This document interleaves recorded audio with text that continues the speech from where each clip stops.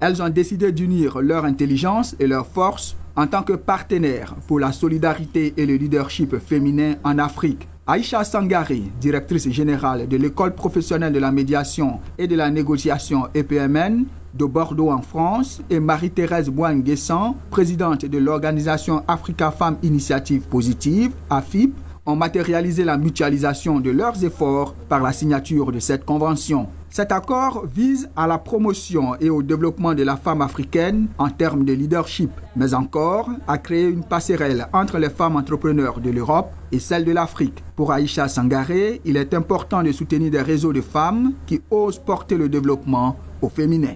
AFIP, les femmes, initiatives positives, qui aujourd'hui vont effectivement se professionnaliser pour pouvoir intervenir sur un certain nombre de thématiques, de sujets en Côte d'Ivoire, qui sont des thématiques comme l'éducation, l'instruction des enfants, la formation.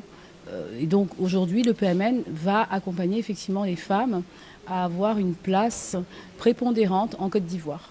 L'AFIP, qui est un réseau international de promotion et de valorisation des talents féminins, veut par cette signature de convention consolider ses acquis et ses partenariats internationaux.